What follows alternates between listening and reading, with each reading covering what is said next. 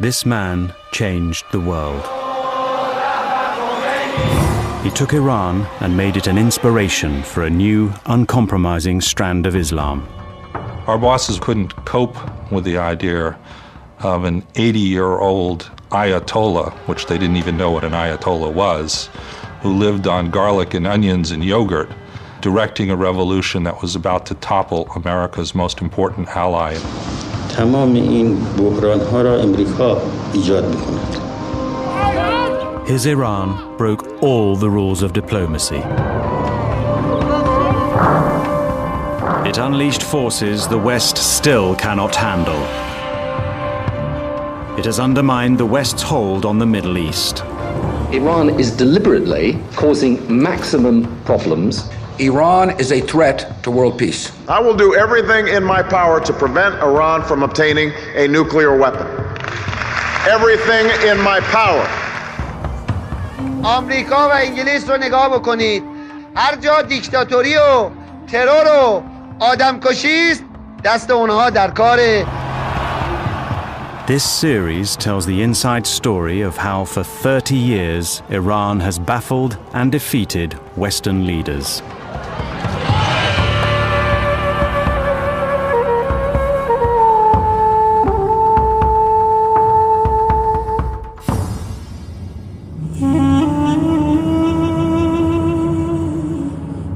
Ayatollah Ruhollah Khomeini spent 14 years banished from his native Iran.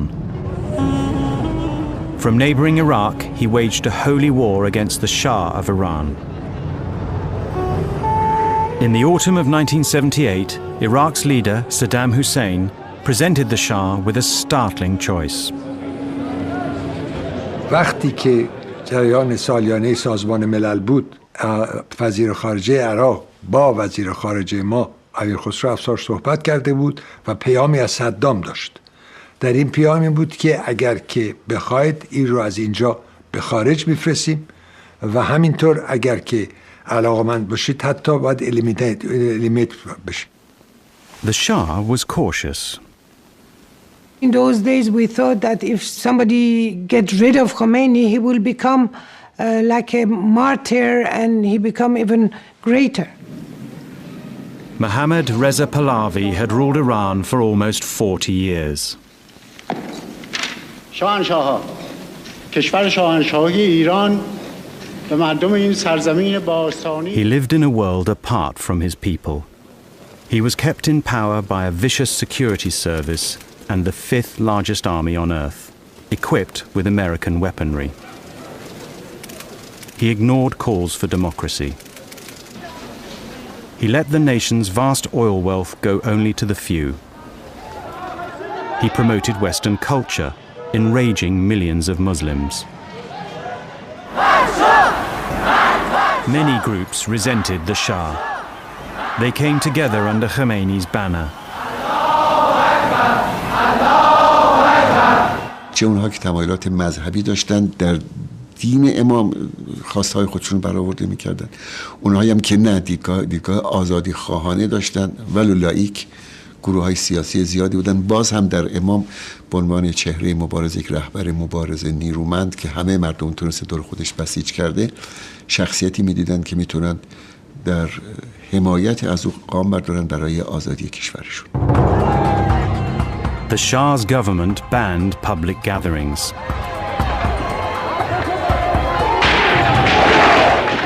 During one rally in Tehran, troops shot more than 100 demonstrators dead.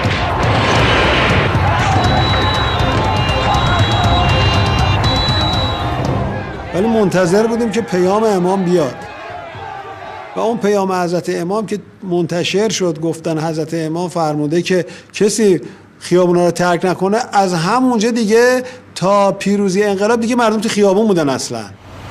From Iraq, Imam Khomeini was causing havoc in Iran. The Shah declined Saddam's offer to kill him, but agreed to his being expelled. Khomeini sought refuge in Kuwait. محظور داشت به واسطه محظور ما نخواستیم اینها در محظور رو بکشن. از این جهت ما هم دایر بودیم. گفتم آقای خمینی باید برم به اروپا. ما با گذرنامه‌هایی که داریم بدون ویزا راحت میتوانیم وارد بشیم، هیچ مشکلی نخواهیم داشت. دوم این که پاریس یک مرکزیت سیاسی جهانی داره که هیچ کشور دیگه، شهر دیگری در اروپا نداره. Khomeini chose never to visit Paris, even though he set up home 18 miles away. A supporter lent him a house in the village of Neuf-le-Château. Word went out to his followers round the world. من توی شیکاگو فیزیک میخوندم که دکتر یزدی به من زنگ زد. من 2 بعد از نیمه شب توی هواپیما بودم به طرف پاریس. $8 هم توی جیبم پول بود.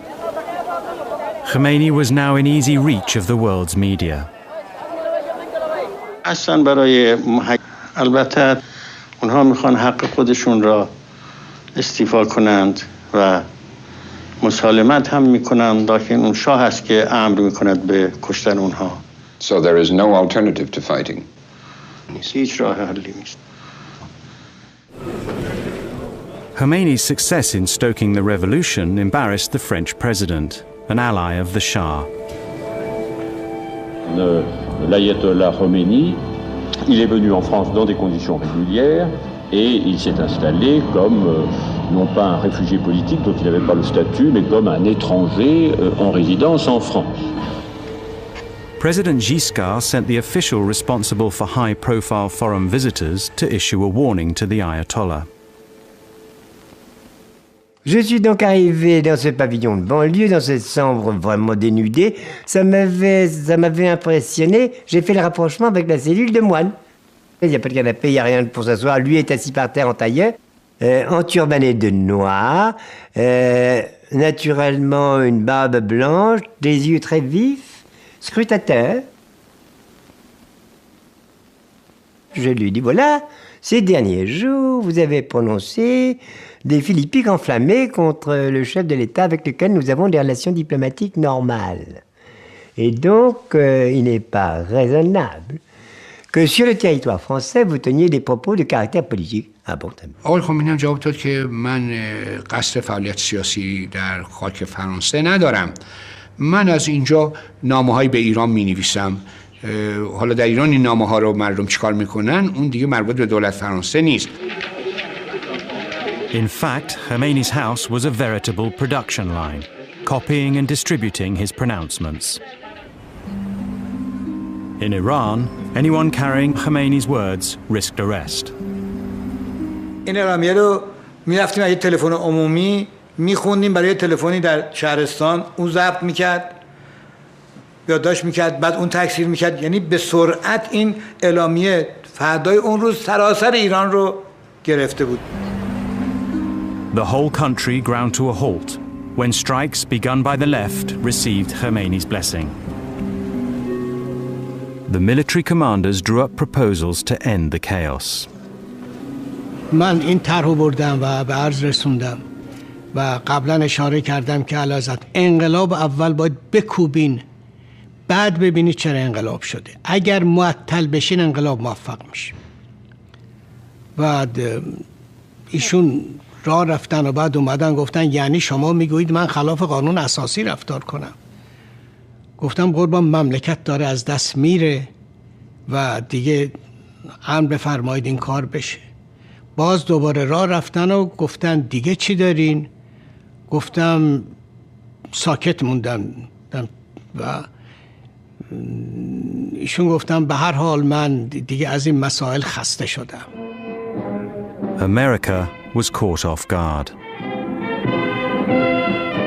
For 30 years, the Shah had stood shoulder to shoulder with American presidents against the spread of communism and anti-Western movements in the Middle East.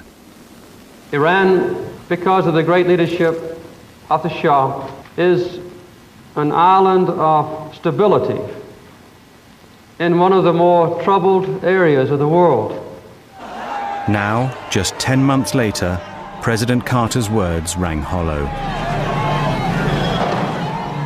The question is beginning to arise how long the present government here can last with almost daily fighting on the streets of Iran. It was a question the American ambassador and his deputy needed to answer.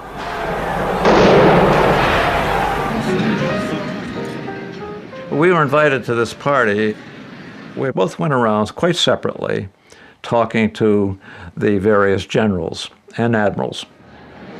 When I asked General Rabi how things were going, he said, no problem at all. So I went over to Admiral Habib Balahi, and I asked the same penetrating question, how are things going? می گفتیم که وضع ما درسته، ارتش سر جاشه، این حالت پیدا نشه که داره رژیم متزلزل میشه کم کم. Here we were, the country was in turmoil, and there was not one significant mention of political problems, disorder, or anything. I could not sleep that night. In the morning, I hustled over to the embassy. I went in, I said, Mr. Ambassador, this is not going to work. He smiled and he threw to me a pile of a yellow lined paper with writing on it, and top was thinking the unthinkable. The ambassador's report to Washington spelled it out. The Shah's regime was in peril. The president called an emergency meeting. Our presumption was that the United States policies would be better off if the Shah did stay in power. We were concerned that if Shah falls, the whole thing could become extremely unstable, not just in Iran, but in the region. But over how to save the Shah, the president's advisors were divided. Secretary Vance and I both felt that the best chance the Shah had to maintain his position was to go the direction of reform, to have early elections, to take human rights steps that would gain the confidence of his people. You first reestablish order, thereby asserting your authority, and shortly thereafter initiate reforms, having proven that you're in charge. Brzezinski felt we should make it very clear to the Shah that we would not object in any way if he decided to really crack down very hard and use what Brzezinski came to call the iron fist. The message to the Shah was not clear. It urged him simultaneously to get tough with the protesters and to offer them concessions. The Shah summoned the ambassador. علازت صحبت این کردن که آیا آمریکا میخواد که من با شدت عمل به خرج بدم یا نه. Ambassador Sullivan had to say, I have no instructions on this, Your Majesty, which left the Shah very confused. خسته تر، ناراحت تر و در واقع یک آدمی بودن که به کلی دیپرس بودن. The King of Kings went on TV and embraced the revolutionaries. انقلاب ملت ایران نمیتواند مورد تایید من به عنوان پادشاه ایران و به عنوان یک فرد ایرانی نباشد. تضمین میکنم که حکومت ایران در آینده بر اساس قانون اساسی، عدالت اجتماعی و اراده ملی و به دور از استبداد و ظلم و فساد خواهد بود. The Shah announced that he and his family would soon be taking an extended holiday. The Americans decided they had to act. Our intention was to make sure that the Shah's support was firm and to make sure that Iran didn't come apart. I said to the president that we ought to explore the question of what will be the behavior and the attitude of the Iranian military. President Carter turned to a general who had served in Iran. My instructions were to give United States assurances to the military of Iran that we would support them.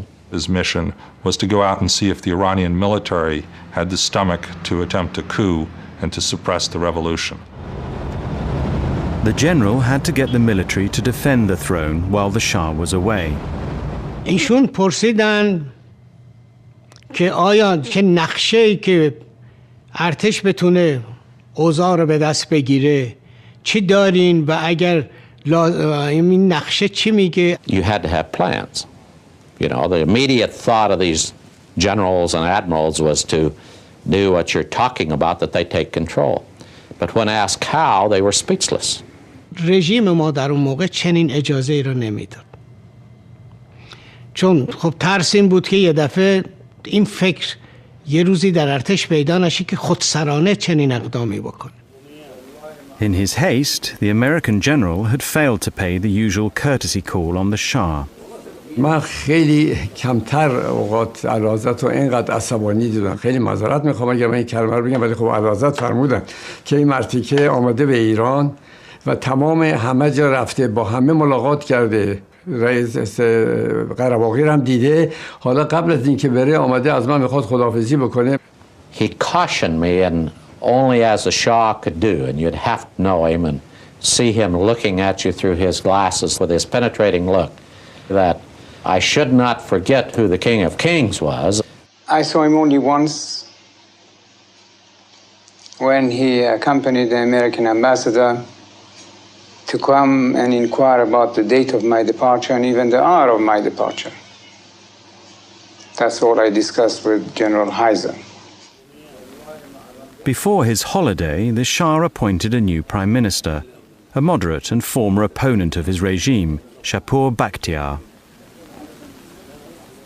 I hope that we can settle all dispute and misunderstanding between the king and the nation. We hope.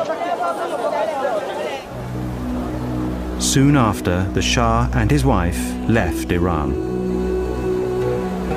یه مدتی است که احساس خستگی می‌کنم و احتیاج به استراحت. I had to take a little tranquilizer. I usually never took tranquilizers, but I had to take one not to cry or to feel sad. در همون موقعی که خداحافظی میکردن یک افسری یه سرهنگی بود، خودشو پرت کرد اول به پای اعلیحضرت و گفت اعلیحضرت نمیذاریم شما برید. اعلیحضرت گفت من برمیگردم. On that plane, I was looking back and thinking, is it the last time I am seeing my land?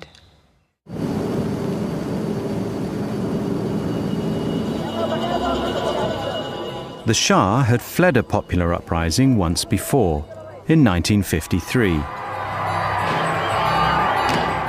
Then America and Britain had engineered a coup which put him back on the throne. Now Western leaders were at a summit in the Caribbean. This time they agreed the Shah was a lost cause, and their only hope for a pro-Western Iran was his new prime minister. President Carter asked President Giscard to help persuade Khomeini to keep away from Iran. Le président de la République me dit « J'ai reçu un message du président Carter qui me demande de le transmettre à Khomeini. » Je suis arrivé, j'ai retrouvé mon ayatollah. Je leur ai dit que c'est le souhait du président des États-Unis,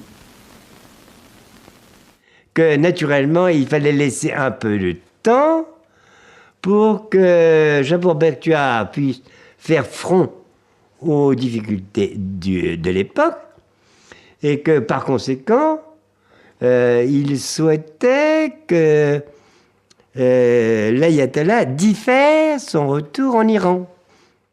نماینده فرانسوی گفتش که آیت الله هم باید که از دولت بختیار پشتیبانی بکنه و اگر نه ارتش ممکنه کودتا بکنه. این پیغام تهدید ضمنی هم داشت بر اینکه ارتش دست به کودتا خواهد زد. به همین دلیل آقای خمینی هم عصبانی شد. Il m'a répondu, le président Carter doit comprendre, c'est que s'il veut que les relations se rétablissent normalement, il faut naturellement qu'il cesse d'appuyer des forces contraires aux vœux du peuple. Or, j'interprète les vœux du peuple. Khomeini called on his supporters in Iran to give the soldiers flowers. شعار در میاد که برادر ارتشی ما به تو گل میدهیم تو به ما گلوله.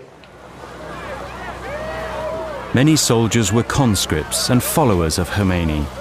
They deserted in droves. The revolutionaries set up reception centers to receive them. از مردم کمک خواسته بودیم و لباس شخصی تهیه کرده بودیم، لباساشون رو عوض می‌کردیم. خب میدونید که توی دوران سربازی یکی از چیزایی که تکلیف سرباز است اینه که همیشه موی سرش باید زده شده باشه، نمره 2 باید سرش رو اصلاح بکنه. خب بعد این وقتی نمیدن یه عده‌ای با لباس شخصی اما سراشون نمره 2، اونا رو می‌خواستن بگیرن که ما گفتیم همه جوونا برن سراشون نمره 2 بزنن. A section of the military was determined to stop Khomeini by any means. بحث این بود که در اول که جلوش گرفته بشه و نیاد. حتی پیشنهاد این بود که یکی دو تا پیشنهادم که داشتیم این بود که اصلا هواپیمای یا هلیکوپتر که ایشون بیان استفاده کنن زده بشه رو هوا. In France, Khomeini's advisors agonized over the right moment to return. یه شب بعد از نماز مغرب عشا که امام آمدن تو اتاق که ما بودیم همه، گفتن که من به ذهنم رسیده دیگه بودن ما اینجا وجهی نداره، بریم به ایران. بعدم گفتن خب شما مجبور نیستید با من بیاید، این یه سفر خیلی میتونه خطرناکی باشه. ما هم فکر میکردیم که هر چقدر تعداد خبرنگار بیشتر باشه بیمه‌ای برای اون هواپیما و اون هواپیما امن‌تر خواهد بود، چون این خطر بود که ممکن بود هواپیما رو سرنگون بکنه.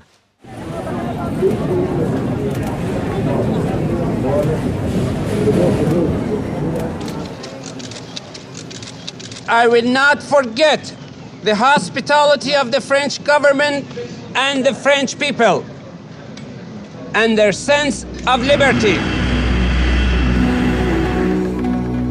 During the flight, a German TV reporter was allowed into Khomeini's private cabin.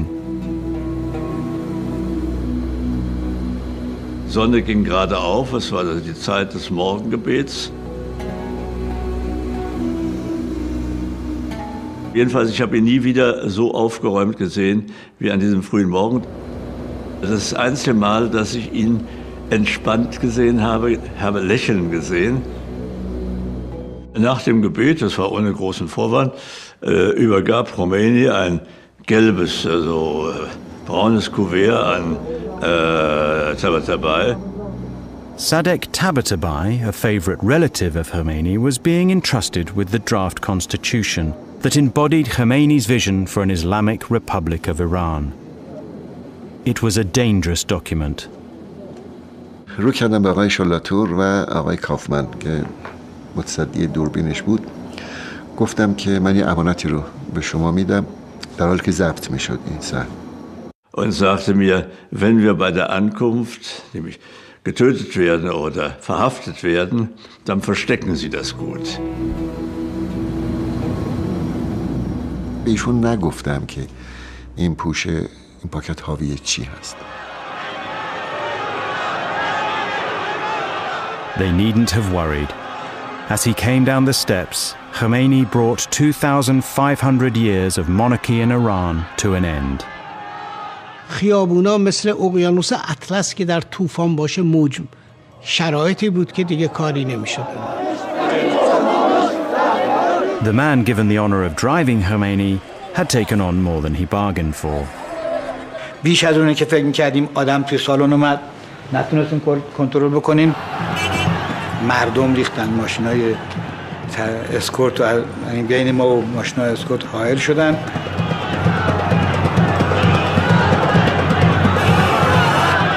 و مرتب من حس می‌کردم که دارن روی این ماشین بالا پایین میپرن. از همون لحظه رانندگی عادی نبود. توی ماشین این شب تاریک میشد. امام هم اصرار داشتن که من در ماشین رو وا کنم. ایشون هیچ به در بر رفتن. خلاص من مونده بودم چیکار کنم. Khomeini's people parted the crowd so a helicopter could come and rescue him from his own followers. همچی که امام رفت تو هلیکوپتر من دیگه نفهمیدم. من دولت تعیین میکنم، من به پشتیبانی این ملت دولت تعیین میکنم، من تو دهن این دولت میزنم.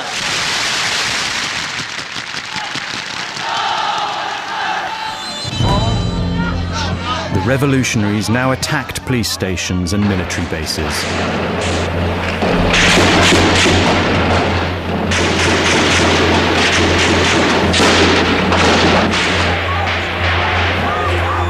Each time they captured one, they seized more weapons.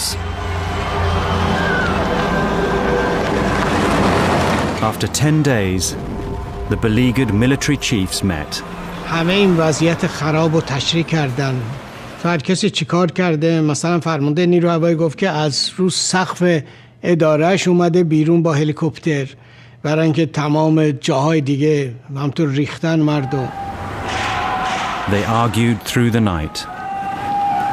به تیمسار حاتم پیشنهاد شد که بردارن یه چیزی بنویسه که ارتش بی‌طرف بمونه. شاید بی‌طرفی ارتش باعث بشه که دیگه این سر و صدا و اینا به صورت بدتری که باعث جنگ داخلی و تقسیم مملکت اینا بشه نشه.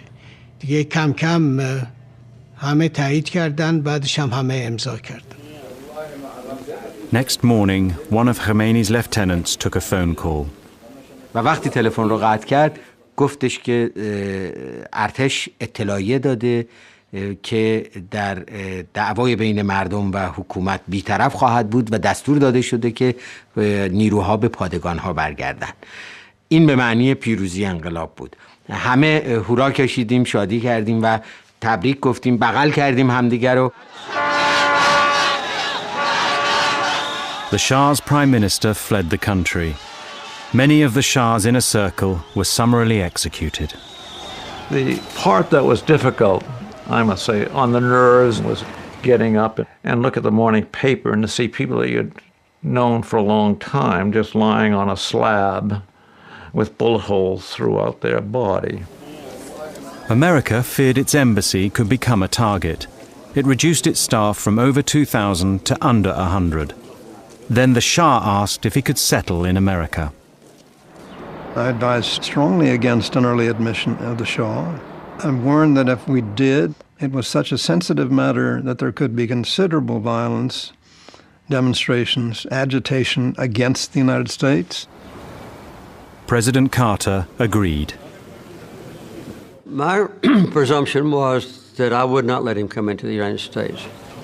I argued that he should be allowed because we treated him as an ally in good times, and I felt it was our responsibility to treat him as a former ally, but a friend in bad times. The president said, well, let me ask you one question. If we do this, and as some fear, our employees in our embassy in Iran are taken hostage, then what will your advice be? And the room fell dead, and he said, I thought so. Meanwhile, Khomeini was fulfilling his dream. Iranians voted by referendum to make Iran an Islamic republic. The new government called for the Shah to be sent back to stand trial. Country after country refused him entry, so for months he wandered the globe. Then he appealed again to President Carter. One afternoon, I got a message that the Shah was confirmed to have terminal cancer and asked me if he could come in to New York for diagnosis and treatment.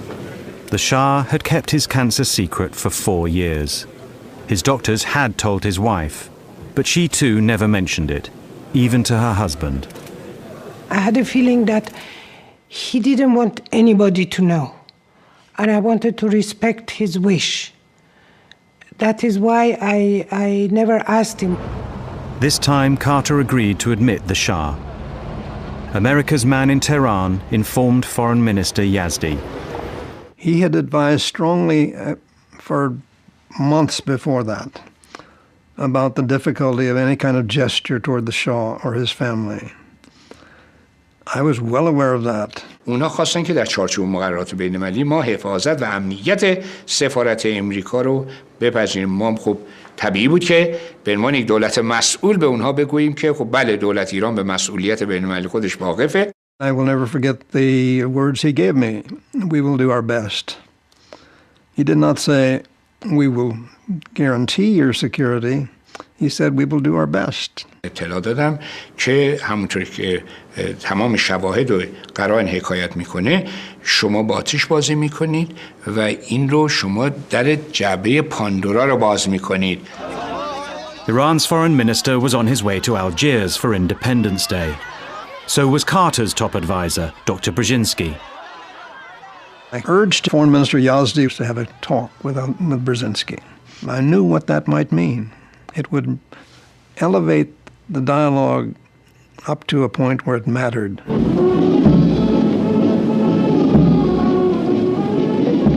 After the celebrations, they met in Brzezinski's suite. I told him that, first of all, we had no designs to use the Shah against the new regime in Iran. As I remember, I pointed out to him that the Shah was an ill man. خواستیم که شما اجازه بدید که پزشکان ما برن پرونده شاه رو ببینن، شاه رو عیادت بکنن، بتوانن به ما مستقل از شما گزارشی بدن. I didn't see the need for any procedure of this sort, which would be, in a sense, negatively reflecting on the veracity of the U.S. government. و هر قدم شما بگید که ما برای خاطر موازین بشر دوستانه این کاری کردیم، ملت ایران نمیپذیره. قابل هضم نیست براش. حتی اگر ما سعی بکنیم مردم نمیپذیرن. A small group of students now took center stage. What they did next would poison relations between Iran and the West to this day. فقط این حس رو داشتم که این حرکت توی این حرکت یه رمزی وجود داره، یه اتفاق دیگه داره میفته. The student leader arranged to meet 4 colleagues at Tehran University. فکر می‌کردم مثلا اگه بتونیم یه کاری بکنیم و امریکا رو به وادار کنیم که شاه رو اخراج کنه از امریکا، یه موفقیتی برای انقلاب هست. طرح در حقیقت اشغال سفارت امریکا به مدت 2 روز یا 3 روز حد اکثر و گروگان گرفتن امریکایی ها توی جلسه من مطرح کردم و 2 نفر از دوستان من مخالفت کردند. One who opposed was Mahmoud Ahmadinejad, Iran's future president. آقای احمدی نژاد گفت که این کار باعث تقویت شوروی میشه و باعث قدرت گرفتن سفارت شوروی میشه و ما اساساً توی دانشگاه ها و توی جامعهمون مشکل اصلیمون گروه‌های چپ و مارکسیست هستن. Clerics and communists had been allies of convenience in the revolution. Ahmadinejad feared the communists gaining ground. The 3 who wanted to seize the American embassy went ahead without him. They approached a cleric close to Khomeini. اونها رو قانع کردم که این تصمیم رو به اجرا در بیاورند و بدون اینکه امام مطلع باشه. گفت که چه ضرورتی داره؟ اصلا رهبر انقلاب اگه در جریان باشه شاید کار خوبی نباشه. 72 hours later, students gathered outside the embassy. دانشجویان راهپیمایی می‌کردن. ما توی اون پوشش حرکت کردیم از 2 تا 4 راه قبل از سفارت امریکا.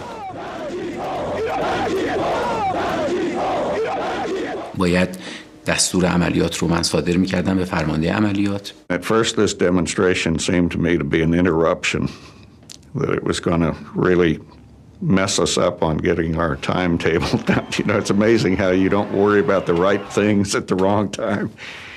And then when it happened very quickly, these hordes started to scale the walls.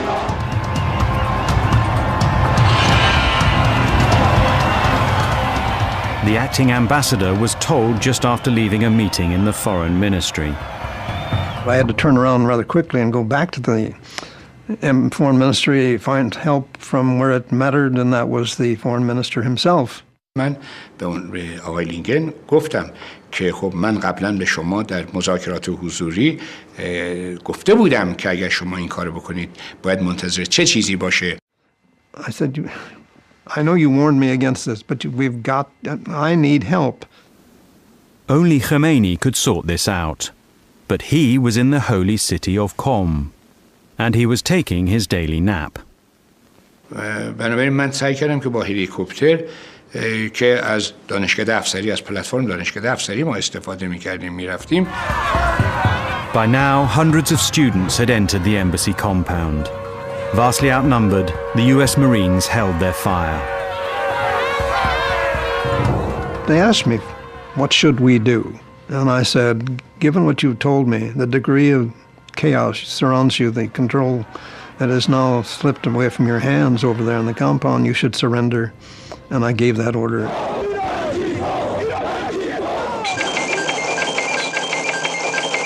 Good evening. The American embassy in Tehran is in the hands of Muslim students tonight. I have received assurances that they will be kept safe and well.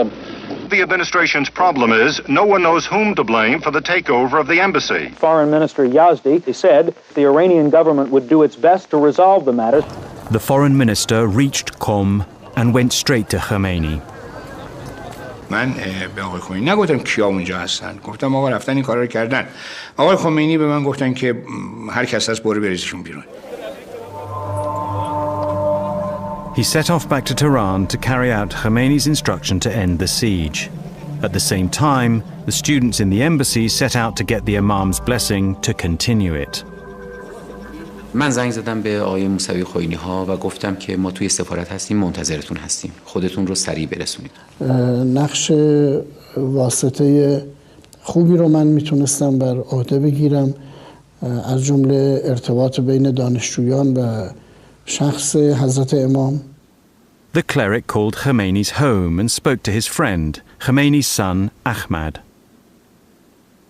احمد آقا پیام آقای موسوی خوئینی ها رو به امام رسوندن و گفتن این دانشجویانی که این کار رو کردن معتقد و مسلمون هستند، طرفدار انقلاب هستند. Khomeini now used the students' takeover to advance his vision for Iran. نظر امام این بود که از قول من به دانشجویان بگید که جای خوبی رو گرفتند، اصلا نگران نباشند، اونجا رو محکم بگیرن. شما می‌بینید که الان مرکز فساد امریکا را جوان‌ها رفتن گرفتن و امریکایی هم که در اونجا بوده گرفتن و اون لانه فساد را به دست آوردن و امریکا هم هیچ غلطی نمی‌تونه بکنه. The students paraded their captives. I was taken outside, and the hordes were already out there screaming death to the hostages. We were like animals in a zoo.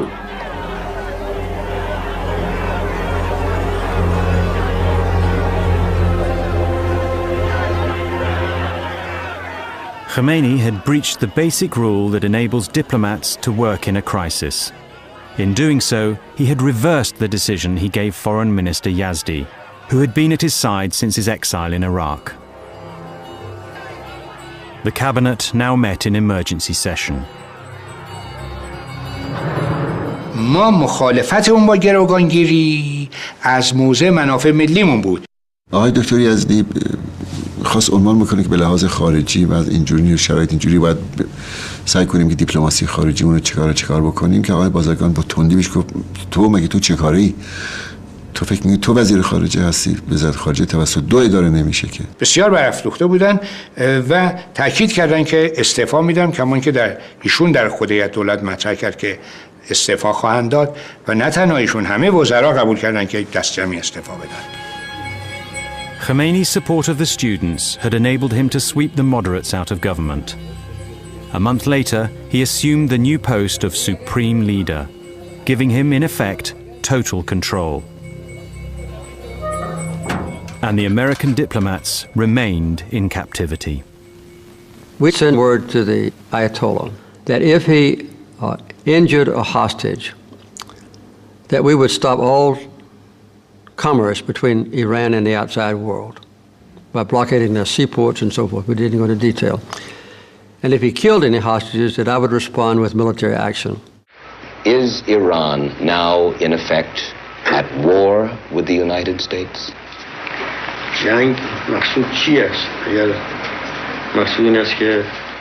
What do you mean by war? If you mean our armies against the United States armies, no, there is no such war. If you mean it is a battle of nerves It is Carter's doing. But if the president says he refuses to return the Shah, and if the Imam says he will not free the hostages, then what can be the answer?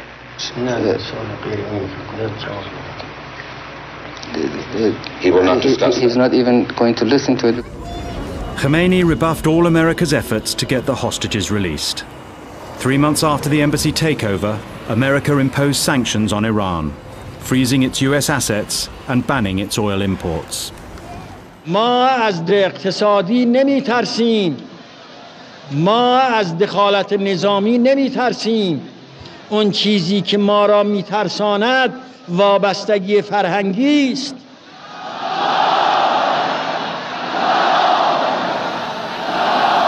They had 2 or 3 different interrogations teams that worked me over.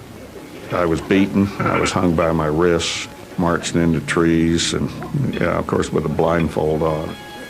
They'd tie me up like a pretzel and come in about every 15 minutes, give me a couple of good swift kicks, pull me to my feet, and ask me a bunch of stupid questions.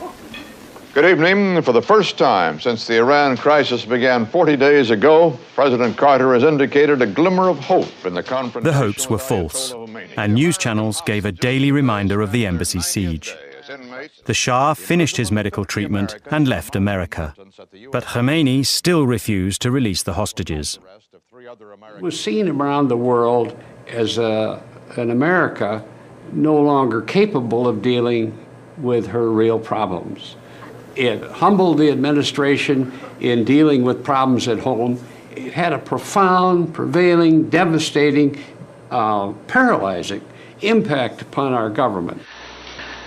I don't know how much longer we can sit here and see them kept captive while the situation around them does deteriorate. He saw our honor at stake. He knew that we had to act, and he said so. We began to figure out how we could extract the hostages from the Iranians. Their rescue plan would test America's armed forces to the limit. It required 14 aircraft to cross hundreds of miles of Iran. After refueling in the desert, 8 helicopters would fly commandos to Tehran, where they would storm the embassy. A second group would seize an airbase outside the city. From here, the hostages would be flown home. The plan was known only to the president and a few of his top advisors. The Secretary of State, Cy Vance, was skeptical. One day I remember he said, "Fritz, the rescue mission won't work." And I said, "Cy, how can you say that?" He said, "I say it because I was on the Armed Services Committee staff for years. I was over in the Defense Department for years. I've been around them a lot. This will not work." When the Secretary of State was out of town, Carter summoned his top advisors. We decided to have a national security meeting. Vance was in Miami. Warren Christopher was his representative. The president turned to me and asked me to review the diplomatic options. Of course, the meeting had taken me totally by surprise. The subject was so secret that Secretary Vance had never been able to share with me the possibility of a rescue. And so I just dug into the back of my head and tried to review what the diplomatic options were at the present time. All the principals, including myself, recommended that we proceed, that the diplomatic and other options were not working. And we voted unanimously to proceed with the rescue mission. To get the commandos in and all 52 hostages out required 6 helicopters. For safety, they sent 8.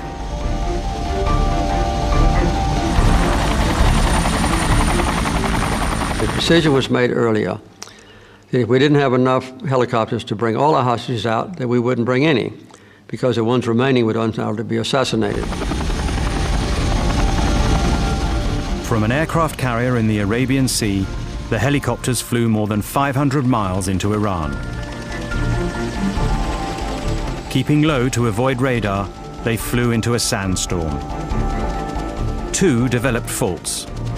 When the others reached the desert rendezvous to refuel, a third was found to be damaged. That left only 5. At that point, we decided to withdraw.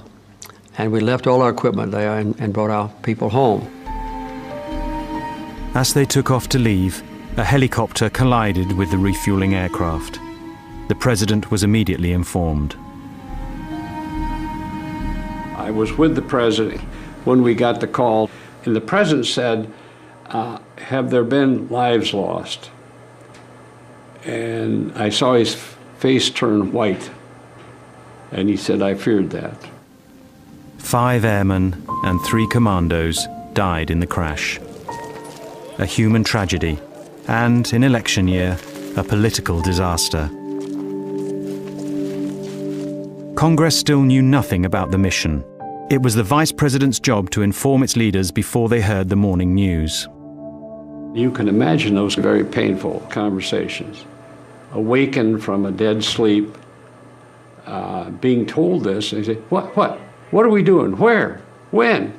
How did we get into this? What do you mean lives lost? I went on television the next morning, beginning at 6 o'clock, I believe, to tell the American people what happened, and it was all my fault. It was my decision to attempt the rescue operation. It was my decision to cancel it when problems developed in the placement of our rescue team for a future rescue operation. The responsibility is fully my own. کی این هلیکوپترهای آقای کارتر را ساقط کرد؟ ما ساقط کردیم؟ خدا ساقط کرد. Although Khomeini crowed, the Islamic Republic's own armed forces were in disarray.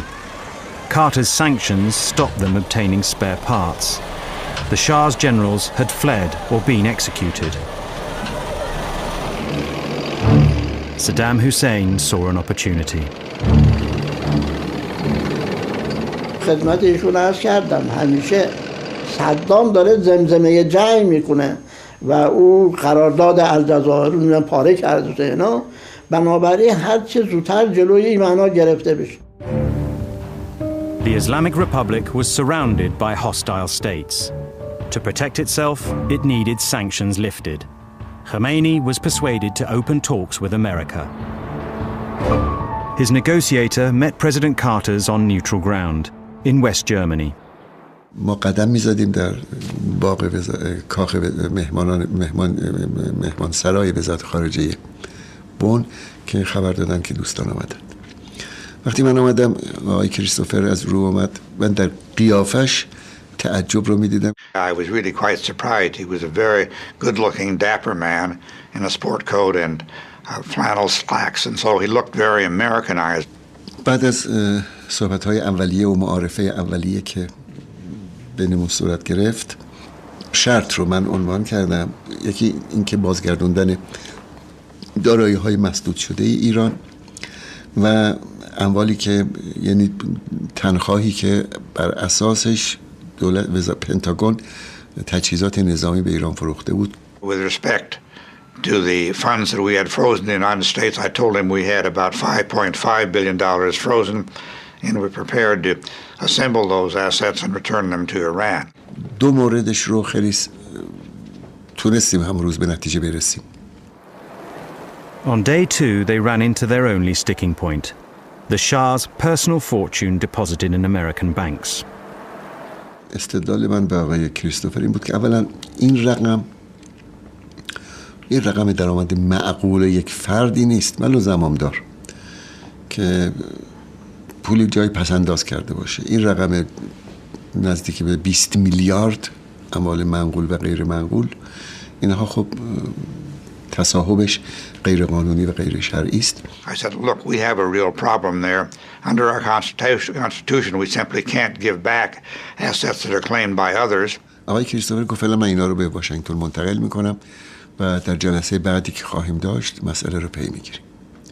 دیگه اصلا خداحافظی کردیم بعد از 5-6 ساعت گفتگو. It was September 22nd, 1980. It looked as if Carter could get the hostages home in time to boost his chance of re-election in November.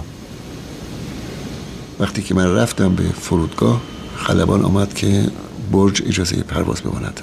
گفتن که فرودگاه مهرآباد بمباران شده توسط نیروهای عراقی.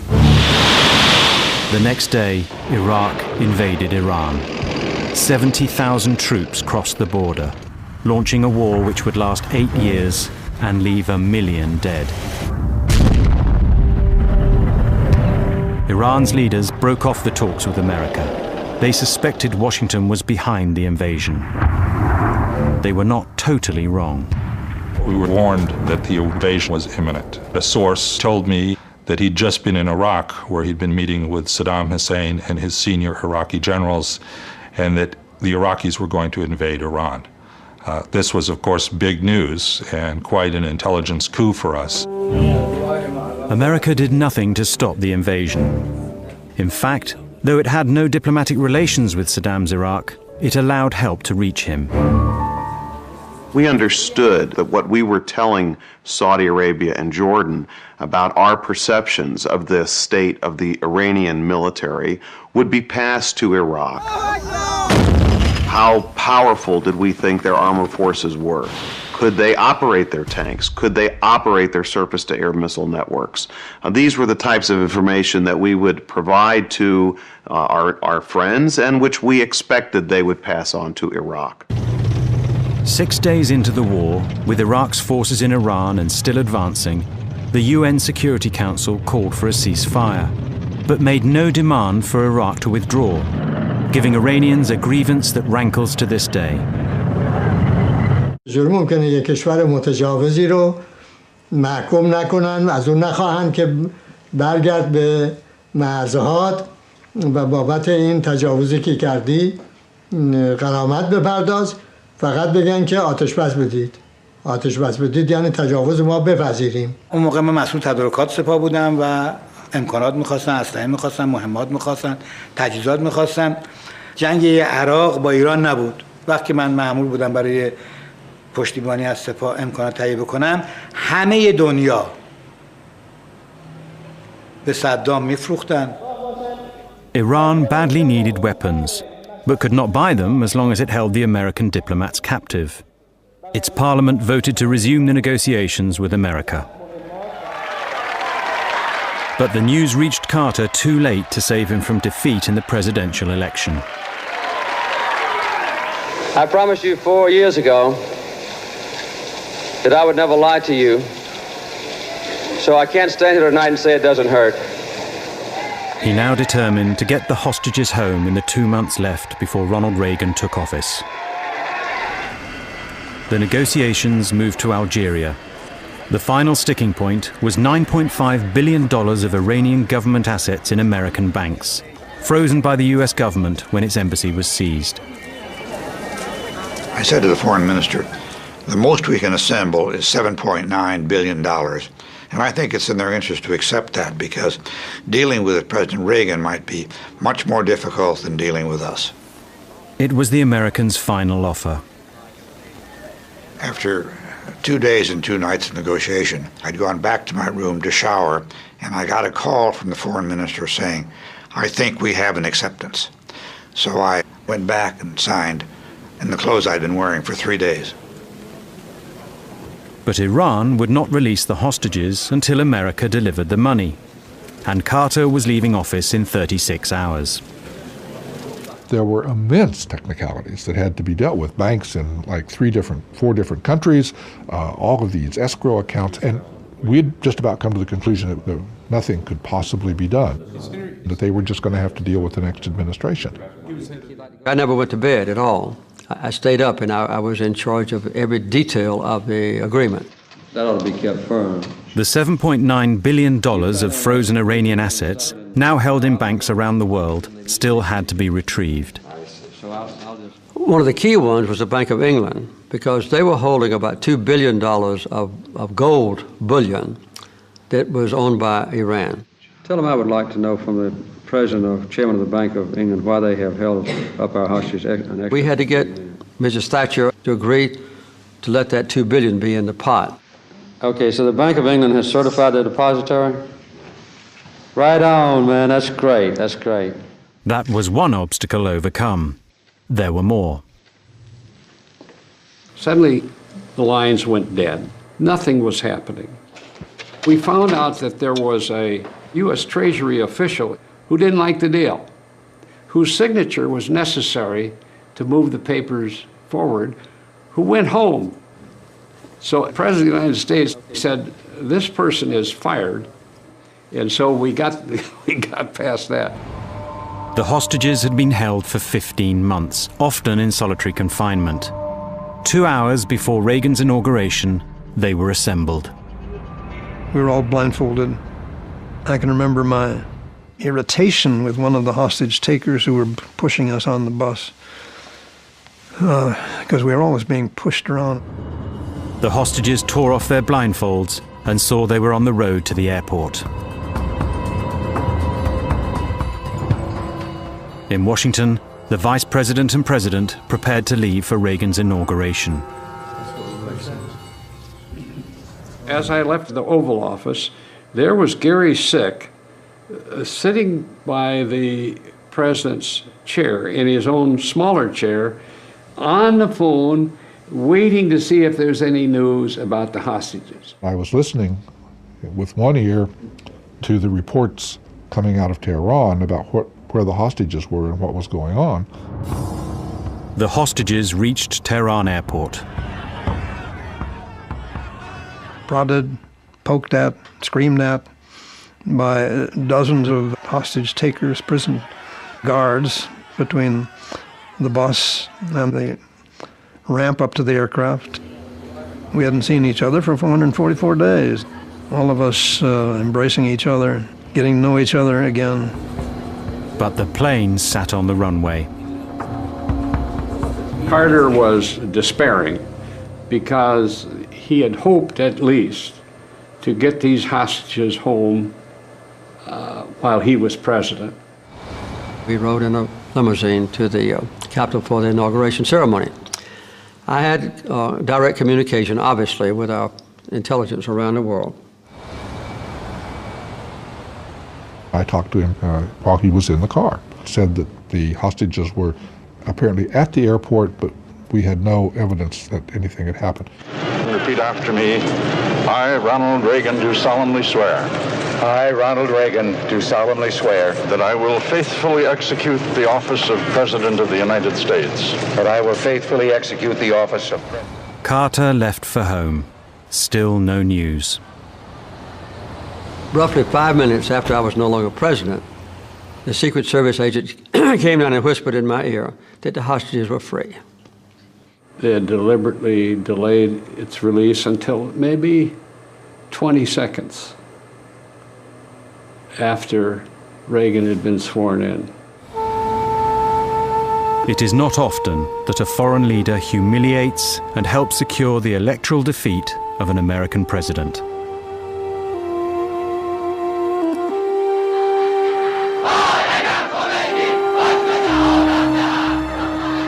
Ayatollah Khomeini had laid down a pattern of intransigence that continues to this day and still bamboozles the West.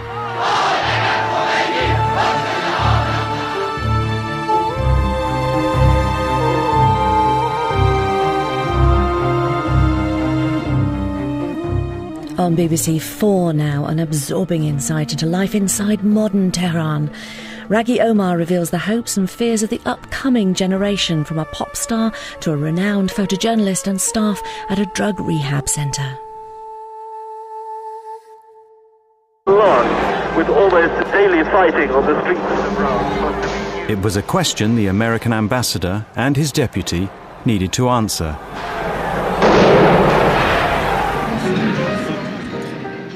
We were invited to this party. We both went around quite separately talking to the various generals and admirals. When I asked General Rabi how things were going, he said, no problem at all. So I went over to Admiral Habib Abdullahi and I asked the same penetrating question, how are things going? میگفتیم که وضع ما درسته ارتش سر جاشه این حالت پیدا نشه که داره رژیم متزلزل میشه کم کم. Here we were, the country was in turmoil, and there was not one significant mention of political problems, disorder, or anything. I could not sleep that night. In the morning, I hustled over to the embassy. I went in, I said, Mr. Ambassador, this is not going to work. He smiled and he threw to me a pile of a yellow lined paper with writing on it, and top was thinking the unthinkable. The ambassador's report to Washington spelled it out. The Shah's regime was in peril. The president called an emergency meeting. Our presumption was that the United States policies would be better off if the Shah did stay in power. We were concerned that if Shah falls, the whole thing could become extremely unstable, not just in Iran, but in the region. But over how to save the Shah, the president's advisors were divided.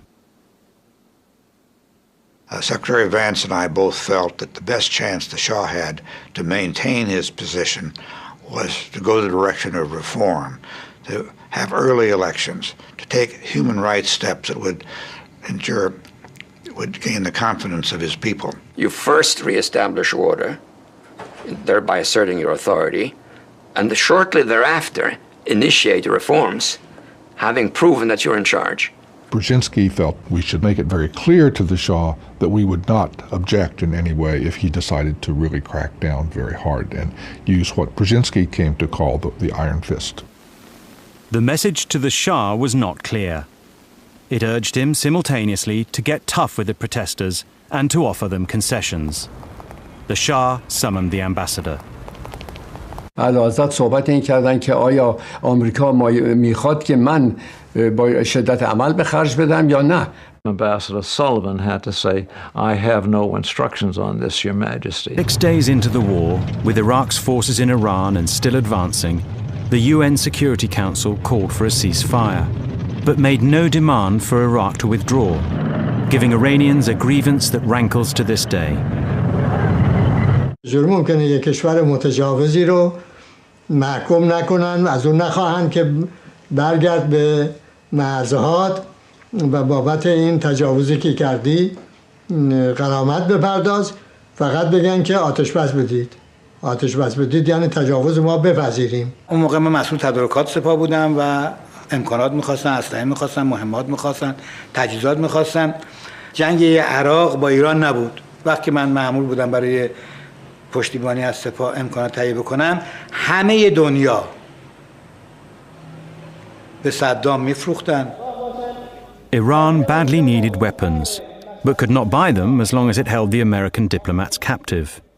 Its parliament voted to resume the negotiations with America. But the news reached Carter too late to save him from defeat in the presidential election. I promised you 4 years ago that I would never lie to you, so I can't stand here tonight and say it doesn't hurt. He now determined to get the hostages home in the 2 months left before Ronald Reagan took office. The negotiations moved to Algeria. The final sticking point was $9.5 billion of Iranian government assets in American banks, frozen by the US government when its embassy was seized. I said to the foreign minister, the most we can assemble is $7.9 billion. And I think it's in their interest to accept that because dealing with President Reagan might be much more difficult than dealing with us. It was the Americans' final offer. After 2 days and 2 nights of negotiation, I'd gone back to my room to shower, and I got a call from the foreign minister saying, I think we have an acceptance. So I went back and signed in the clothes I'd been wearing for 3 days. But Iran would not release the hostages until America delivered the money, and Carter was leaving office in 36 hours. There were immense technicalities that had to be dealt with. Banks in like 4 different countries, all of these escrow accounts, and we'd just about come to the conclusion that nothing could possibly be done. that they were just going to have to deal with the next administration. I never went to bed at all. I stayed up and I was in charge of every detail of the agreement. That ought to be kept firm. The $7.9 billion of frozen Iranian assets, now held in banks around the world, still had to be retrieved. One of the key ones was the Bank of England, because چون خب ترس این بود که یه دفعه این فکر یه روزی در ارتش پیدا نشه که خودسرانه چنین اقدامی بکنه. In his haste, the American general had failed to pay the usual courtesy call on the Shah. من خیلی کمتر اوقات اعلیحضرت رو اینقدر عصبانی دیدم. خیلی معذرت میخوام اگر من این کلمه رو بگم، ولی خب اعلیحضرت فرمودن که این مرتیکه آمده به ایران و تمام همه جا رفته، با همه ملاقات کرده، رئیس قره‌باقی هم دیده، حالا قبل از اینکه بره آمده از من میخواد خداحافظی بکنه.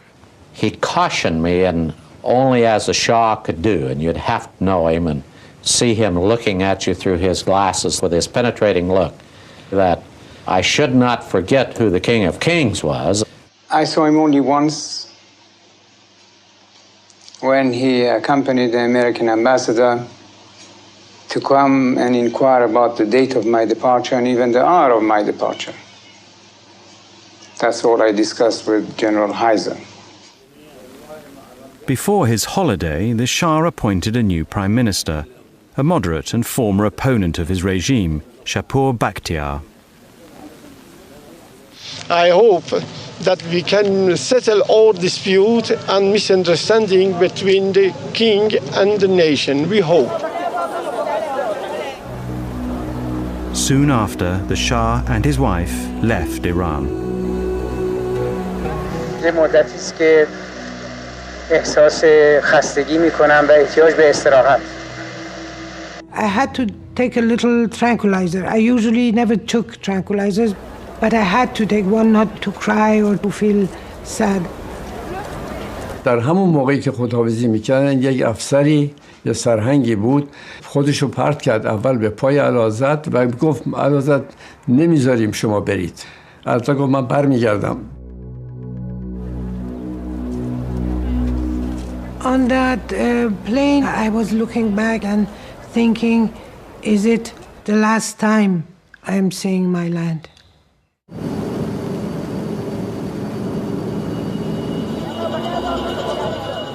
The Shah had fled a popular uprising once before, in 1953. Then America and Britain had engineered a coup which put him back on the throne.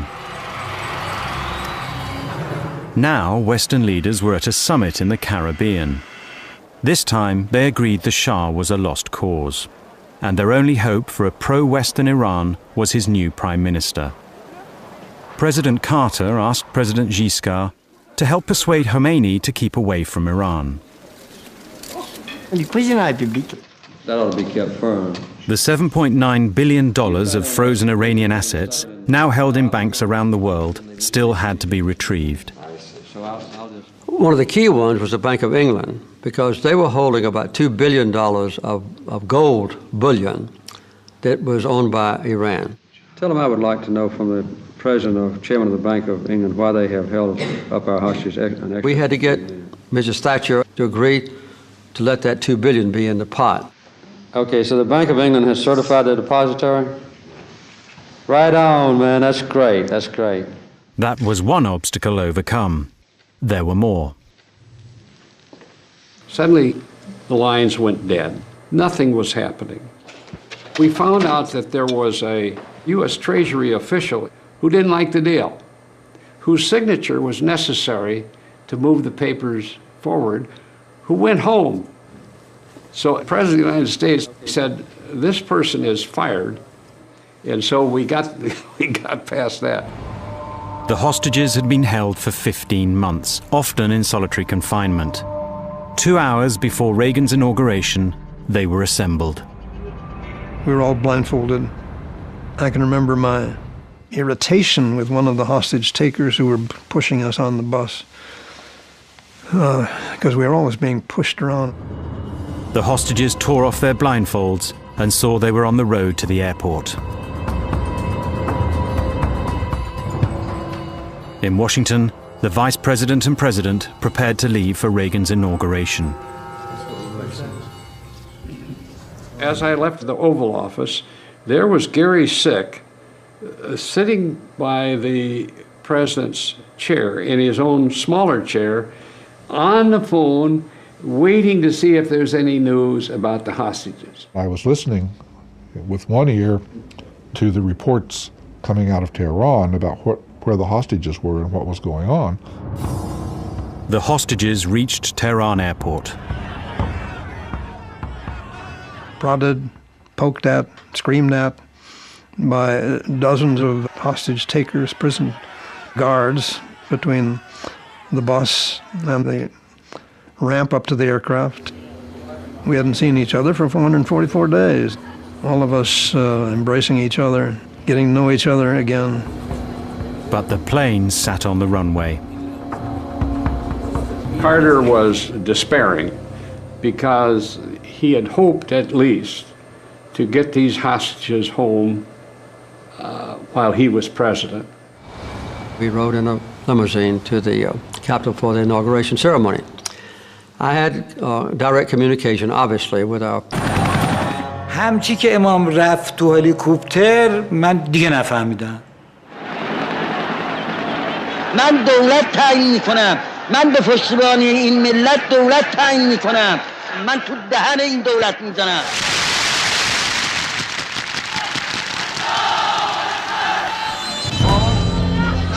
The revolutionaries now attacked police stations and military bases.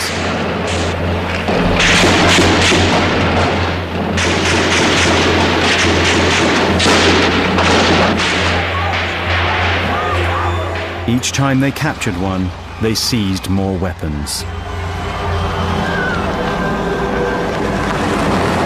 After 10 days, the beleaguered military chiefs met.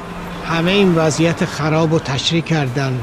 هر کسی چیکار کرده؟ مثلا فرمانده نیرو هوایی گفت که از رو سقف ادارهش اومده بیرون با هلیکوپتر برای اینکه تمام جاهای دیگه همطور ریختن مردم. They argued through the night. به تیمسار حاتم پیشنهاد شد که بردارن یه چیزی بنویسه که ارتش بی‌طرف بمونه. شاید بی‌طرفی ارتش باعث بشه که دیگه این سر و صدا و اینا به صورت بدتری که باعث جنگ داخلی و تقسیم مملکت اینا بشه نشه. دیگه کم کم همه تایید کردن، بعدش هم همه امضا کردن. Next morning, one of Khomeini's lieutenants took a phone call. و وقتی تلفن رو قطع کرد گفتش که ارتش اطلاعیه داده که در دعوای بین مردم و حکومت بی‌طرف خواهد بود و دستور داده شده که نیروها به پادگانها برگردن. این به معنی پیروزی انقلاب بود. همه هورا کشیدیم، شادی کردیم و تبریک گفتیم، بغل کردیم همدیگر رو. The Shah's prime minister fled the country. Many of the Shah's inner circle were summarily executed. The part that was difficult, I must say, on the nerves was getting up and look at the morning paper and to see people that you'd known for a long time just lying on a slab with bullet holes throughout their body. America feared its embassy could become a target. It reduced its staff from over 2,000 to under 100. Then the Shah asked if he could settle in America. I advised strongly against an early admission of the Shah. I'm warned that if we did, it was such a sensitive matter that there could be considerable violence, demonstrations, agitation against the United States. President Carter agreed. My presumption was that I would not let him come into the United States. Order, thereby asserting your authority, and shortly thereafter initiate reforms, having proven that you're in charge. Brzezinski felt we should make it very clear to the Shah that we would not object in any way if he decided to really crack down very hard and use what Brzezinski came to call the iron fist. The message to the Shah was not clear. It urged him simultaneously to get tough with the protesters and to offer them concessions.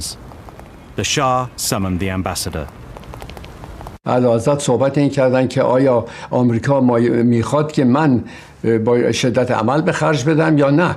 Ambassador Sullivan had to say, I have no instructions on this, Your Majesty, which left the Shah very confused. خسته تر، ناراحت تر و در واقع یک آدمی بودن که به کلی دیپرس بودن. The King of Kings went on TV and embraced the revolutionaries. انقلاب ملت ایران نمیتواند مورد تایید من به عنوان پادشاه ایران و به عنوان یک فرد ایرانی نباشد. تضمین میکنم که حکومت ایران در آینده بر اساس قانون اساسی، عدالت اجتماعی و اراده ملی و به دور از استبداد و ظلم و فساد خواهد بود. The Shah announced that he and his family would soon be taking an extended holiday. The Americans decided they had to act. Our intention was to make sure that the Shah's support was firm and to make sure that Iran didn't come apart. I said to the president that we ought to explore the question of what will be the behavior and the attitude of the Iranian military. President Carter turned to a general who had served in Iran. My instructions were to give United States assurances to the military of Iran that we would support them. His mission was to go out and see if the Iranian military had the stomach to attempt a coup and to suppress the revolution. The general had to get the military to defend the throne while the Shah was away. ایشون پرسیدن که آیا که نقشه‌ای که ارتش بتونه اوضاع رو به دست بگیره چی دارین و اگر این نقشه چی میگه؟ You had to have plans. You know, the immediate thought of these generals and admirals was to do what you're talking about, that they take control. But when asked how, they were speechless. رژیم ما در اون موقع چنین اجازه ای رو نمیداد. چون خب ترس این بود که یه دفعه این فکر و هر قدم شما بگید که ما برای خاطر موازین بشر دوستانه این کاری کردیم، ملت ایران نمیپذیره، قابل هضم نیست براش. حتی اگر ما سعی بکنیم مردم نمیپذیرن. A small group of students now took center stage. What they did next would poison relations between Iran and the West to this day. فقط این حس رو داشتم که این حرکت توی این حرکت یه رمزی وجود داره، یه اتفاق دیگه داره میفته. The student leader arranged to meet 4 colleagues at Tehran University. فکر می‌کردم مثلا اگه بتونیم یه کاری بکنیم و امریکا رو به وادار کنیم که شاه رو اخراج کنه از امریکا، یه موفقیتی برای انقلاب هست. طرح در حقیقت اشغال سفارت امریکا به مدت 2 روز یا 3 روز حد اکثر و گروگان گرفتن امریکایی ها توی جلسه من مطرح کردم و 2 نفر از دوستان من مخالفت کردند. One who opposed was Mahmoud Ahmadinejad, Iran's future president. آقای احمدی نژاد گفت که این کار باعث تقویت شوروی میشه و باعث قدرت گرفتن سفارت شوروی میشه و ما اساساً توی دانشگاه ها و توی جامعهمون مشکل اصلیمون گروه های چپ و مارکسیست هستن. Clerics and communists had been allies of convenience in the revolution. Ahmadinejad feared the communists gaining ground. The 3 who wanted to seize the American embassy went ahead without him. They approached a cleric close to Khomeini. اونها رو قانع کردم که این تصمیم رو به اجرا در بیاورند و بدون اینکه امام مطلع باشه. گفت که چه ضرورتی داره؟ اصلا رهبر انقلاب اگه در جریان باشه شاید کار خوبی نباشه. 72 hours later, students gathered outside the embassy. دانشجویان راهپیمایی می‌کردن. ما توی اون پوشش حرکت کردیم از 2 تا 4 راه قبل از سفارت امریکا. باید دستور عملیات رو من صادر می‌کردم به فرمانده عملیات. At first this demonstration seemed to me to be an interruption, that it was going to really mess us up on getting our timetable down. You know, it's amazing how you don't worry about the right things at the wrong time. And then when it happened very quickly, these hordes started to scale the walls.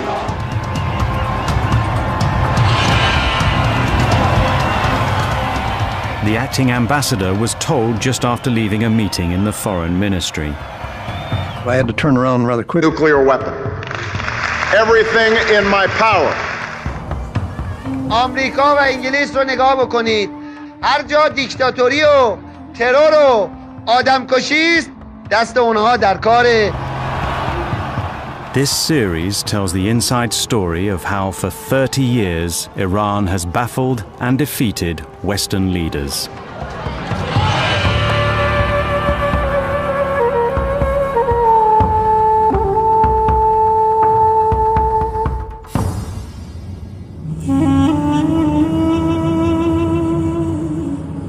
Ayatollah Ruhollah Khomeini spent 14 years banished from his native Iran.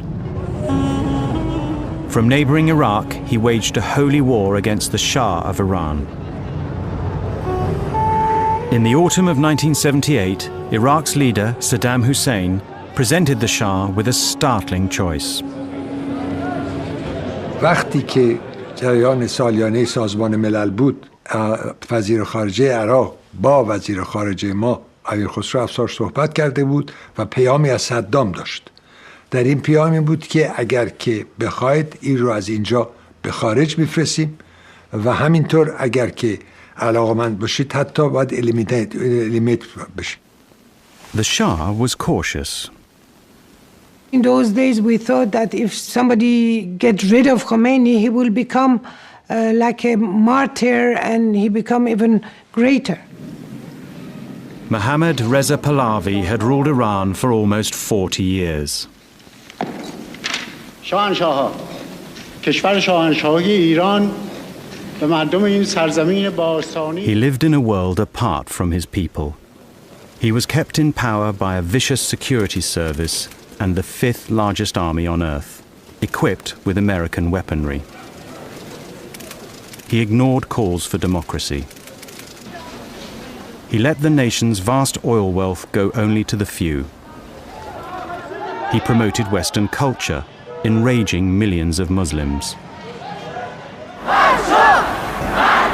Many groups resented the Shah. They came together under Khomeini's banner.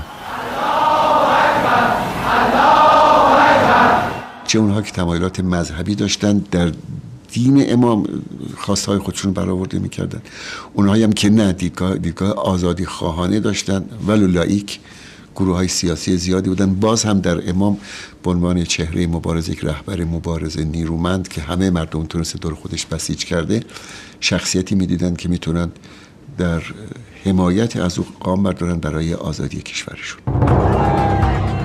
The Shah's government banned public gathering.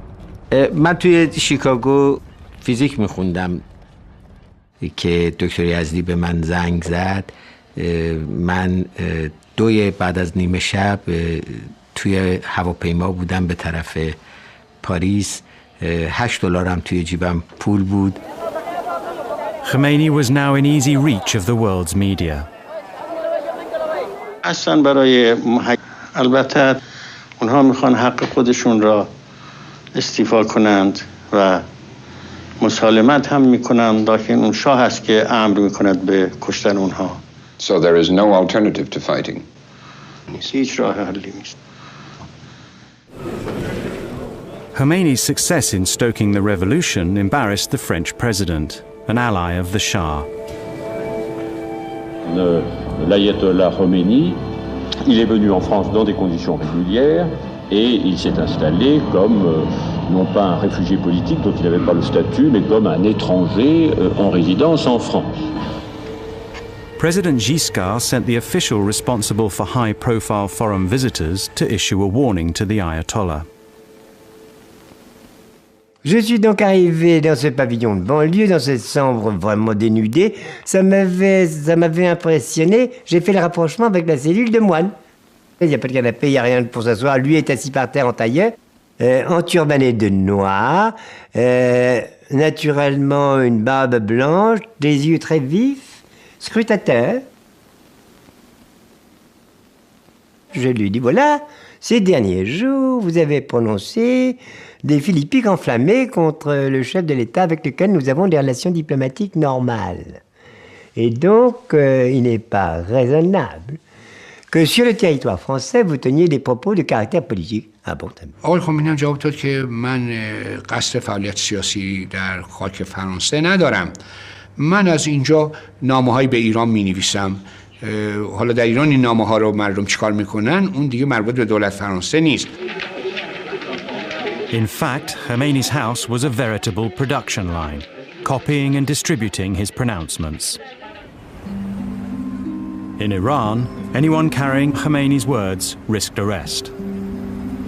این اعلامیه رو میرفتیم از تلفن عمومی میخوندیم برای تلفنی در شهرستان، اون ضبط میکرد، یادداشت میکرد، بعد اون تکثیر میکرد. یعنی به سرعت این اعلامیه فردای اون روز سراسر ایران رو گرفته بود. The whole country ground to a halt when strikes begun by the left received Khomeini's blessing.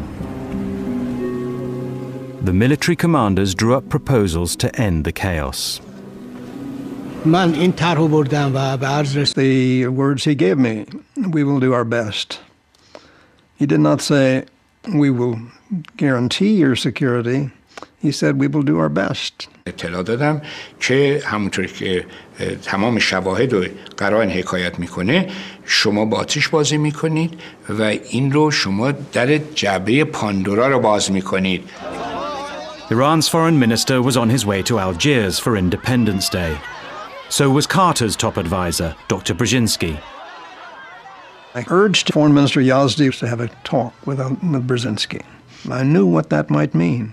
It would elevate the dialogue up to a point where it mattered.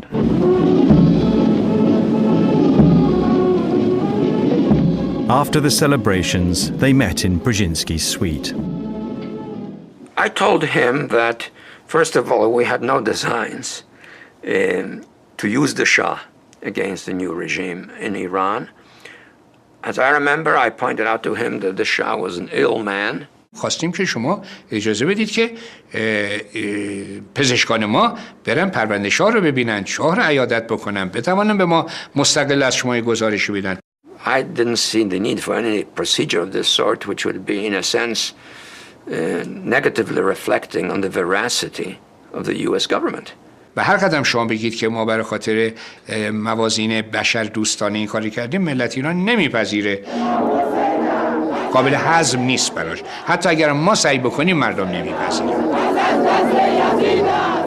A small group of students now took center stage. What they did next would poison relations between Iran and the West to this day. فقط این حس رو داشتم که این حرکت تو این حرکت یه رمزی وجود داره، یه اتفاق دیگه داره میفته. The student leader arranged to meet 4 colleagues at Tehran University. فکر می‌کردم مثلا اگه بتونیم یه کاری بکنیم و امریکا رو به وادار کنیم که شاه رو اخراج کنه از امریکا، یه موفقیتی برای انقلاب هست. طرح در حقیقت اشغال سفارت امریکا به مدت 2 روز یا 3 روز حد اکثر و گروگان گرفتن امریکایی ها توی جلسه من مطرح کردم و 2 نفر از دوستان من مخالفت کردند. One who opposed was Mahmoud Ahmadinejad, Iran's future president.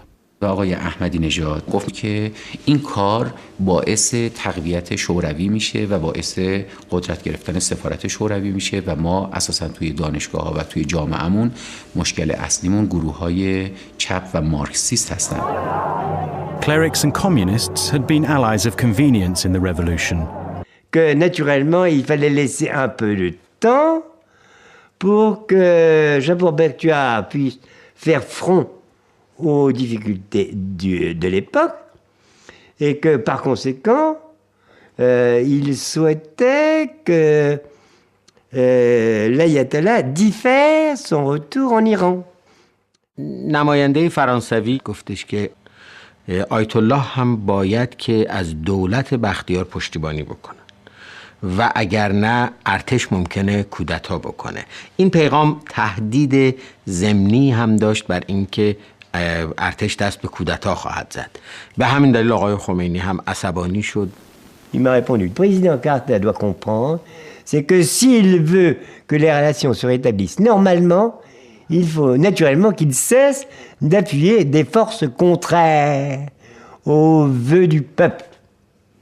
Or, j'interprète les vœux du peuple. Khomeini called on his supporters in Iran to give the soldiers flowers. شعار در میاد که برادر ارتشی ما به تو گل میدهیم تو به ما گلوله. Many soldiers were conscripts and followers of Khomeini. They deserted in droves. The revolutionaries set up reception centers to receive them. از مردم کمک خواسته بودیم و لباس شخصی تهیه کرده بودیم، لباساشون رو عوض می‌کردیم. خب میدونید که توی دوران سربازی یکی از چیزایی که تکلیف سرباز است اینه که همیشه موی سرش باید زده شده باشه، نمره 2 باید سرش رو اصلاح بکنه. خب بعد این وقتی نمیدن یه عده‌ای با لباس شخصی اما سراشون نمره 2، اونا رو می‌خواستن بگیرن که ما گفتیم همه جوونا برن سراشون نمره 2 بزنن. A section of the military was determined to stop Khomeini by any means. بحث این بود که در اول که جلوش گرفته بشه و نیاد. حتی پیشنهاد این بود که یکی دو تا پیشنهادم که داشتیم این بود که اصلا هواپیمای یا هلیکوپتر که ایشون بیان استفاده کنن زده بشه رو هوا. In France, Khomeini's advisors agonized over the right moment to return. یه شب بعد از نماز مغرب عشا که امام آمدن تو اتاق که ما بودیم همه، گفتن که من به ذهنم رسیده دیگه بودن ما اینجا وجهی نداره، بریم به ایران. بعدم گفتن خب شما مجبور نیستید با من بیاید، این یه سفر خیلی میتونه خطرناکی باشه.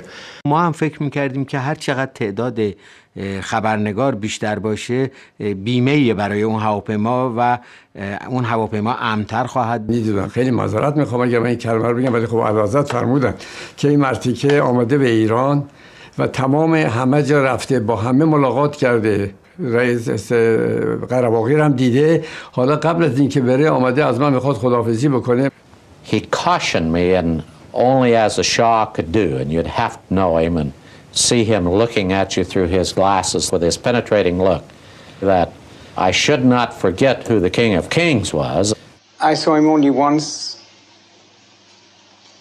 when he accompanied the American ambassador to come and inquire about the date of my departure and even the hour of my departure. That's all I discussed with General Heiser. Before his holiday, the Shah appointed a new prime minister, a moderate and former opponent of his regime, Shapur Bakhtiar. I hope that we can settle all dispute and misunderstanding between the king and the nation. We hope. Soon after, the Shah and his wife left Iran. یه مدتی است که احساس خستگی می‌کنم و احتیاج به استراحت. I had to take a little tranquilizer. I usually never took tranquilizers, but I had to take one not to cry or to feel sad. در همون موقعی که خداحافظی میکردن یک افسری یه سرهنگی بود خودشو پرت کرد اول به پای اعلیحضرت و گفت اعلیحضرت نمیذاریم شما برید. اعلیحضرت گفت من برمیگردم. On that plane, I was looking back and thinking, is it the last time I am seeing my land?